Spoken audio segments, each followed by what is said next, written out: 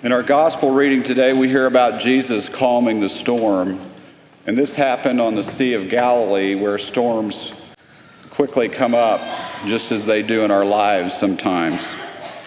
We have to wonder how Jesus could have been sleeping during that violent storm. Better yet, we wonder why he was sleeping. Jesus knew from all eternity that that storm would come up.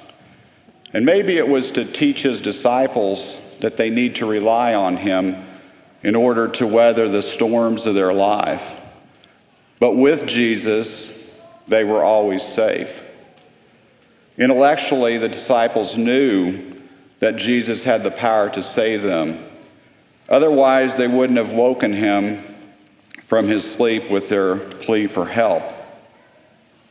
Perhaps their delay in waking him was that originally they didn't think they needed Jesus until they became desperate and realized that they were no match for this violent storm.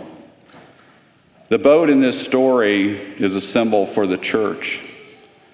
When the clergy and the laity behave like a human institution and don't rely on Jesus, it's as if we leave Jesus sleeping and bad things happen.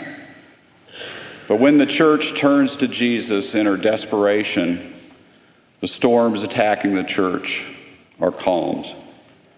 And just as Jesus promised, for 2,000 years, Jesus has been saving his church. The boat also represents our soul. Jesus is always in our soul. When we try to deal with life on our own without Jesus, it's as if Jesus is asleep. Now, Jesus is not asleep, but the effect is the same. Inevitably, storms of hardship and temptation arise, and sometimes without any notice. And you know them, you experience them. Job losses and illness, family dynamics that aren't healthy, anxieties and fears, sin and shame. And each of these is like waves crashing into our soul. And each of them is a test. And when we try to go alone and we don't rely on Jesus, things don't go well. But when we wake up Jesus by relying on him, we can weather the storm.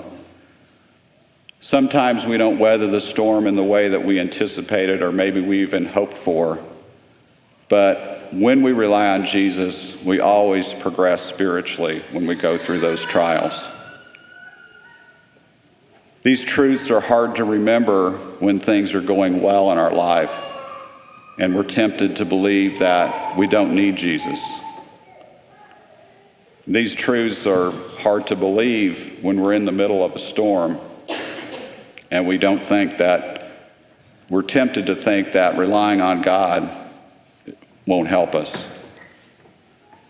So if in the bad times and the good times, it's hard to really live this out, to really trust in God, that must mean for the bulk of our life, it's tough to really completely trust in God's providence, and it is. There are some things that we can do. One thing that we can do is to pray in gratitude for the blessings that we have. And we can pray for those people whose storms are more intense than our storms. And we can reflect on the saints who endured incredible storms. We can remember how God has gotten us through previous storms. We can pray for strength for our future storms that will inevitably happen. We can remember that this life here is not our final destination. And all of these things we should do regularly. In fact, it'd be better if we did them daily. Even with these practices, trusting completely in God's providence is not a cakewalk.